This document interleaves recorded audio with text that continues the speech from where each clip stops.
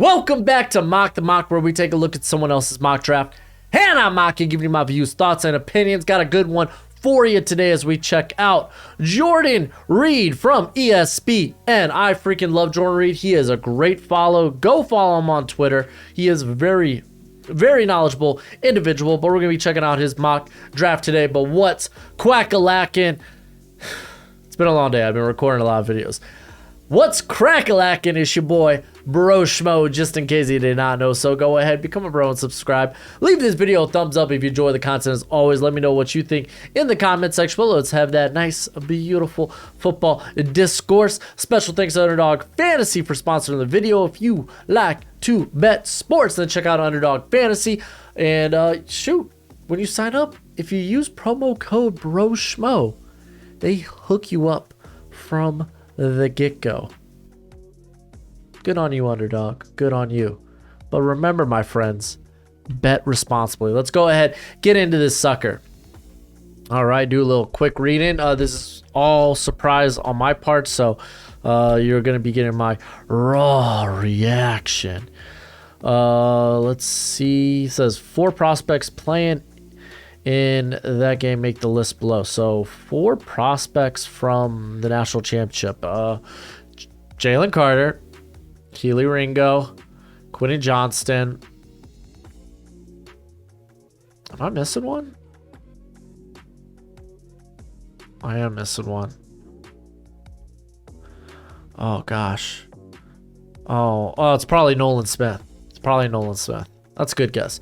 Anyway, I used our our football power index projection draft order through Sunday's week 17 games. So yeah. So that's what the draft order is based on. If you want, you go to the you go to this page yourself on ESPN. Click that if you want to figure out how the football power index came to its conclusions. But let's go ahead and get into this sucker with the Houston Texans taking, oh my gosh, what a surprise, Bryce freaking Young, the best quarterback in this class, in my opinion. I get it, some of y'all might be turned off by the size, but like my wife tells me, size doesn't matter, and it doesn't matter to me in this case, man.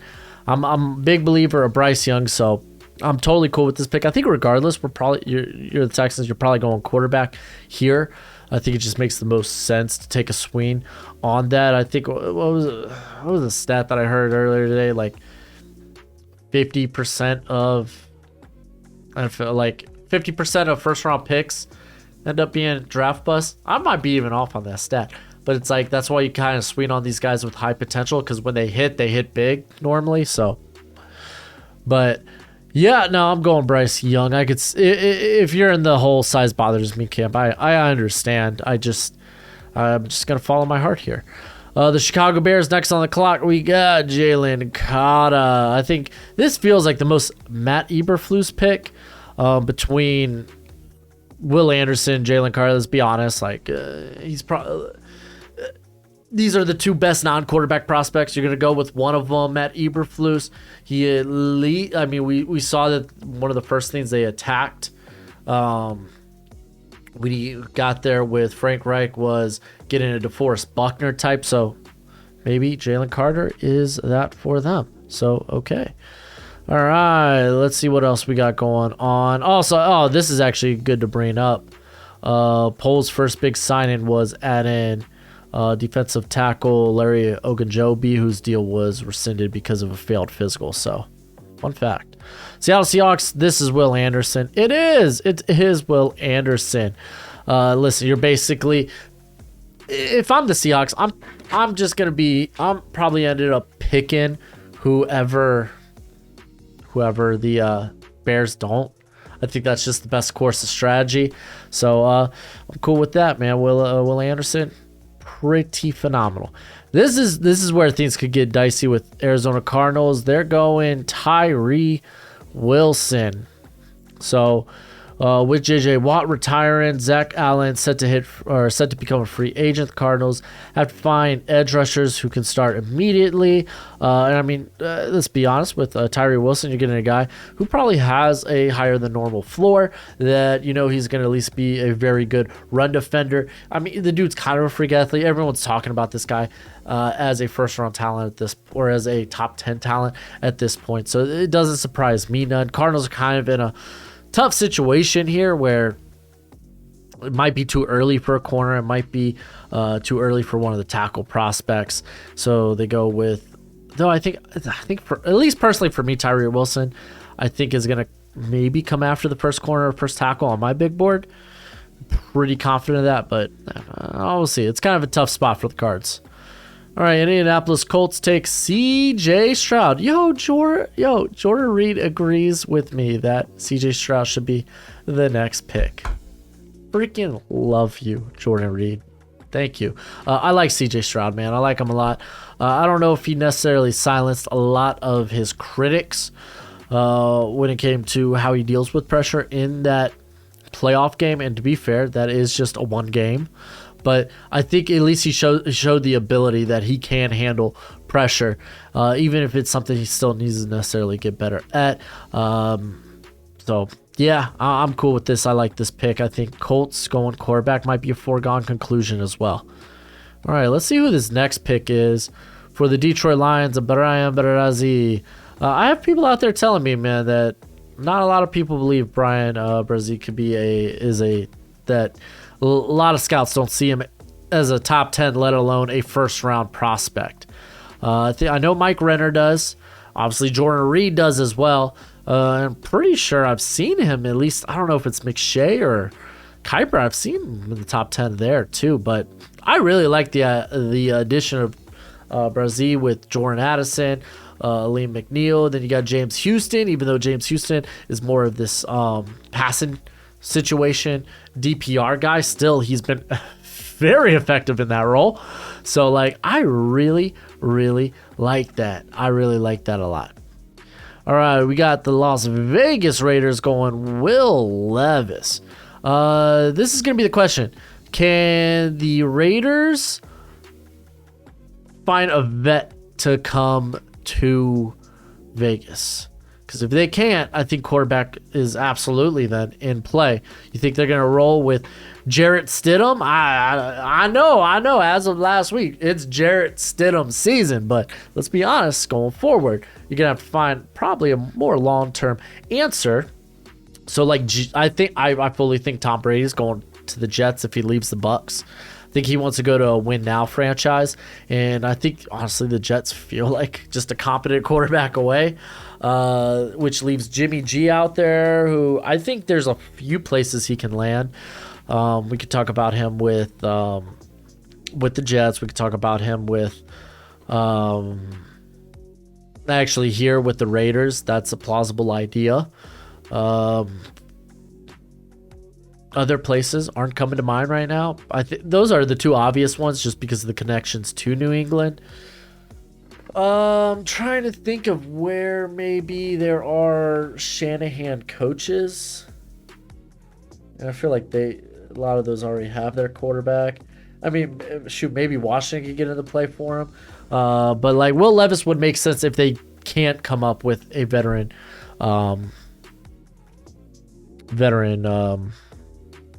quarterback. The Atlanta Falcons go Myles Murphy. Listen, your pass rush sucks. Myles Murphy is the next best pass rusher on the board, and I would actually consider him ahead of, Tyree Wilson. There we go. That guy's going to test out like a monster. That D&P's defense needs some pressure generators. We got Anthony Richardson going to the Carolina Panthers. And this is really you're rolling the dice. You're grabbing a lottery ticket and hoping it hits. But in some cases, that's what the first round is. I'm pretty sure. Like, listen, if Richardson hits, like, yeah, he totally warrants a top 10 pick. But I think that if might be big enough to at least get him out of maybe the top 10. I think where he probably goes is somewhere in the top 20, though. I don't think he escapes the top 20. And we know the Panthers are thirsty for a quarterback. Maybe they go another year with Sam Darnold. Sam's looking good. Bearded Sam. He's a winner. Peter Skoronski going to the Tennessee Titans. I like this. They get a guy that could maybe play multiple spots along that offensive line. This, at least for now, I think they're going to remain, hey, we're the Derrick Henry show. And that's just what it is. We still got another year of Tannehill before we could really get off his deal. You might be thinking about getting off Derrick Henry's deal too in the near future. But until then, I mean, that's kind of what you are if you want to prolong that. I don't know if you have a quarterback on the roster to do that. I don't think they've really shown I don't really think I don't think there's a capable running back behind Derrick Henry. Like Hassan Haskins had one big run this year. So like, I don't know, man. Tennessee, I have this feeling dark times could be ahead for Tennessee, but they need a left tackle, they need a left guard. Peter Skoronski could do a little bit of both. The Philadelphia Eagles are going with my boy Jared Verse. I absolutely love Jared Verse. I think they can go in the trenches here. I like Brian Brazee here. I think I would consider Jared Verse as well, man. This guy's powerful and explosive. So I guess you could, shoot, you got Sweat that's probably going to be out for, I don't know how long he's going to be out from the neck injury, but Graham's not getting any younger, and Robert Quinn really, I feel like, is just there for this season. I don't know, maybe even next season. I feel like they were just trying to widen that Super Bowl window. I do like the idea of a corner. Like, Christian Gonzalez, I feel like, is just such a good scheme fit, but Verse I'll probably have higher on my board, if I'm going to be honest. Quentin Johnston going to the Houston Texans. I like this pairing. You get Bryce Young now. You get more weapons for Bryce Young. You're going to have him thrown to guys like Nico Collins, Brandon Cooks, John Mechie, and now Quentin Johnston, who is just freaking phenomenal. I'm a big fan. I like this offensive-heavy approach for the Houston Texans. All right, on to the New York Jets. Almost said Giants. Haha, caught myself. They go Paris Johnson. I do like the idea of really helping that tackle spot and just bringing in more competition with Elijah Vera Tucker, Mekhi Becton, and really have really you're hoping maybe a pair, like, even if, okay, say, I feel like you could probably still move Paris Johnson to guard early on and hope that Mekhi Becton could maybe play well enough out of his contract. Maybe you trade him in the fourth year for something. Depending on what you do with Nate Herbig, if you bring him back or not, then you could probably move Paris Johnson to right guard where he did play in 2021. So I think it just opens some possibilities. The Washington Commanders are going Joey Porter Jr. corner. Corner is a favorite position in mock drafts to go for Washington because they need it. They need someone to pair up with Benjamin St-Juste. And Joey Porter, I think, would be a really good fit for Jack Del Rio's scheme if they retain that coaching staff. The New England Patriots go Broderick Jones. Make a lot of sense with Isaiah Wynn is about to become a free agent. Not that they want him playing tackle anyway, or playing there anyway for them. Trent Brown, honestly, is kind of an injury waiting to happen. So I understand this. Broderick Jones, he's the next tackle off the board. You can make a good case for Anton Harrison. I think Anton Harrison's really closing the gap there. All right, the Seattle Seahawks with pick 16 go Trenton Simpson. I actually really like this pick. Because especially now that Jordan Brooks, probably good chance he misses the first part of next season with the ACL injury. So really, what do you have at linebacker? Not anything too good. So I like Simpson here. I'm a big fan of Simpson. He's kind of a fringe first for me right now. All right, what do we got at 17? The Pittsburgh Steelers, Osiris Torrance. Mamma mia, here we go. Now we got an interesting pick. or at least one I probably wouldn't have gone. Okay, so Pittsburgh just invested a first-round pick in Kenny Pickett, so improving the protection around him is important. Steelers have historically gravitated toward wide-bodied interior blockers, and Torrance fits the mold.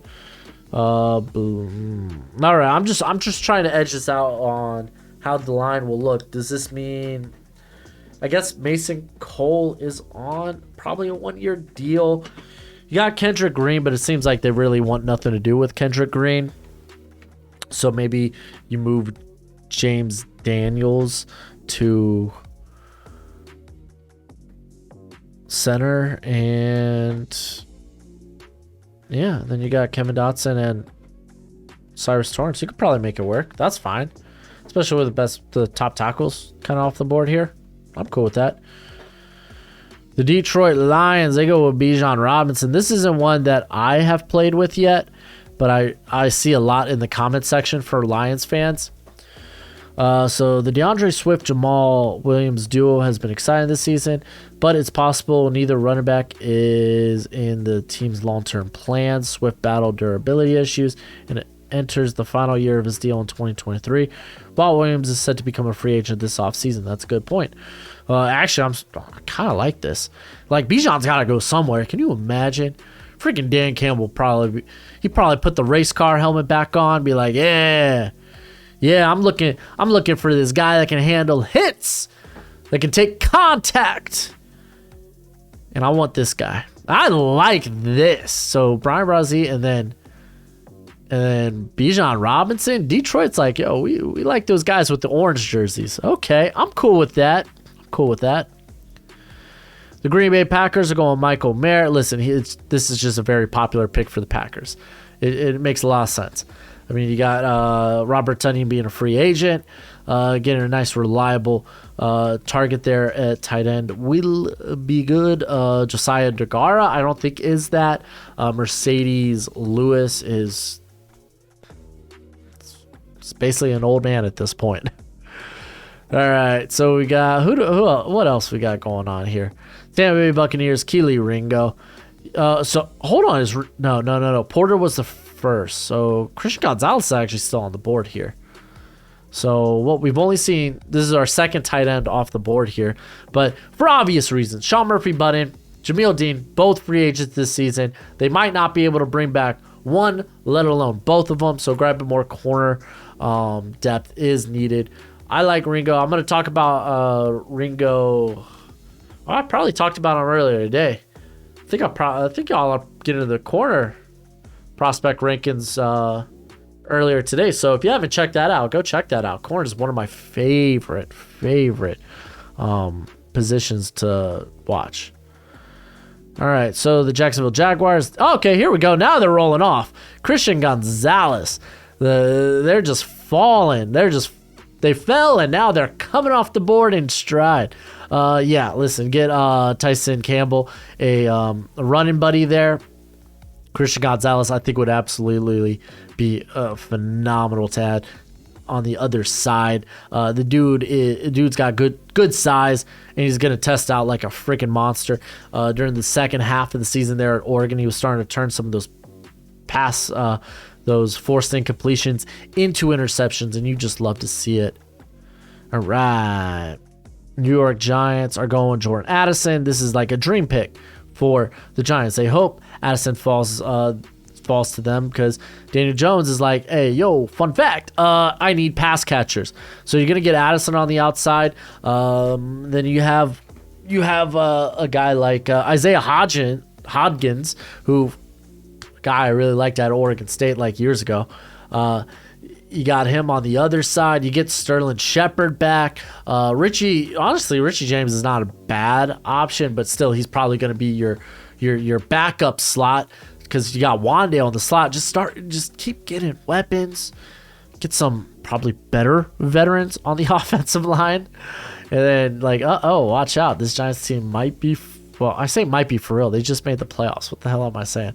At least, I'm just saying that this helps get a better evaluation of Daniel Jones because he did a lot with not a lot this year. And I think a good amount of that goes to the coaching, but I'm not quite ready to trust. I'm not. Some of you Giants fans probably are, which is fine. That's okay. I was like that with Tua.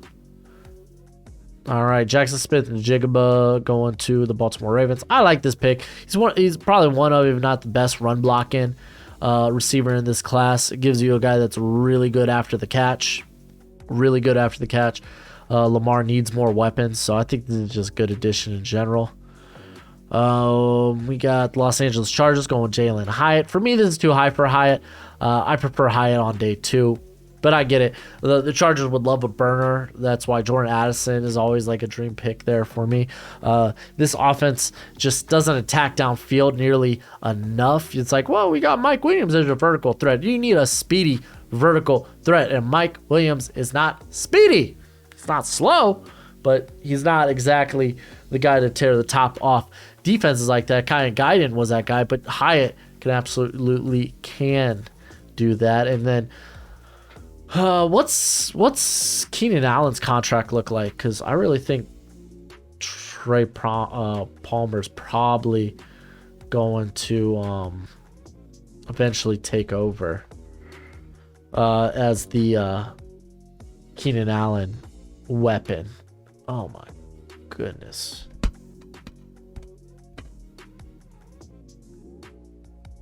I don't even know if they could get out of it. There's an out. Like, okay, definitely not this year, but you're totally probably going to get out of his contract after 2023, where you could save close to $22 million, and you're only going to take a hit for a little under 7. So there you go. All right, we got Cam Smith going to the Vikings. They need corners. They need cornerback help. Patrick Peterson is a free agent. I don't really care too much about Jadon Sullivan, though he's had moments this year.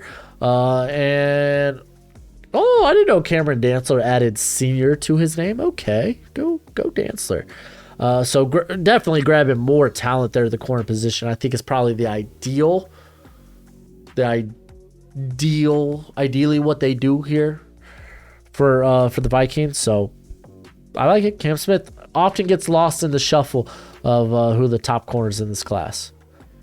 And then when the Cincinnati Bengals go Lucas Van Ness. This sucks. I did my edge rankings video, and I took Lucas's word. He said, hey, back in like late November, he was like, I'm not even considering coming out for the draft. And here we are just a few days ago. I'm declaring for the draft. You lied. You didn't just lie to me. You lied to your coaches. You lied to your teammates. You lied to freaking Iowa. You dirty dog. But I understand why it came out. So adding more passers, that's kind of cool. I mean, look at what the Bills did with Von Miller. Like, you could definitely shuffle in a lot of pass rushers and have a lot of success doing that behind Hendrickson and Hubbard. What do you really have? Lucas Van Ness is kind of like has a build similar to those guys. So yeah, he's kind of the Cincinnati Bengals cup of tea. Van Ness is a grizzly bear. Doesn't he refine some of his moves? But man, the dude's got strong hands. All right, the Denver Broncos, Darnell Wright. Darnell Wright feels like an easy chalk in here. Honestly, for most mock drafts, just because he's going to play right tackle. Though I would say, was it Calvin Anderson's currently who's playing there? I think he's done a solid enough job, but you're probably looking for more of a long-term answer. Wright can be that. He's definitely I would have taken Anton Harrison ahead of him, but like if you're looking to fill the right tackle need, Wright's been proven that he likes playing on the right side much more than the left side. So you kind of get in this guy that probably wants to be a right tackle anyway. So okay. All right, we got the Dallas Cowboys going Devon Witherspoon. Watch out for Witherspoon, dude. If you actually have already watched my cornerback rankings video, I'm gonna tell you, man. Like there's a chance Witherspoon flies up boards. I was waiting to move him up till after I saw him at the Senior Bowl, but I was like, you know what, man, this guy, like, especially going back and like looking at what he's done, I think he led college football in pass breakups with 14. I don't think he's gonna last till 28.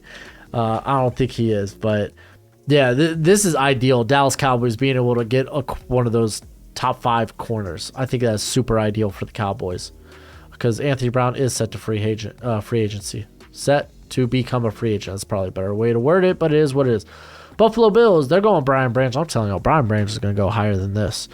Brian Branch is a stud. But the Bills, I think they would love to get a guy there to ideally pair up for the future. Because Jordan Poyer will be a free agent this season. Micah Hyde is entering the final year of his deal in 2023.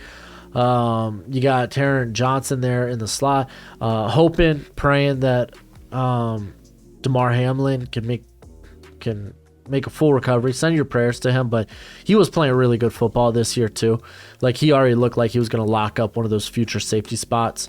So grabbing Branch to be able to be on the other side of that would be ideal. I freaking love Branch. He is a monster. And then we got at 30, the Kansas City Chiefs, BJ Ojulari. Now this is vastly different from what they normally take. This isn't the type of pass rusher these guys take. They're not. Just look at guys like George Karlaftis, Frank Clark, Carlos Dunlap. They're big meaty boys compared to BJ Ojulari, but BJ Ojulari honestly deserves to go in the first round, man. I love this kid. He's got a plethora of different pass rush moves. You may not like him or love him in the run game. Definitely something he needs to get better at, but man, I really like how he gets after the quarterback. Nasty spin move. All right, we got the Philadelphia Eagles going with Clark Phillips. All right,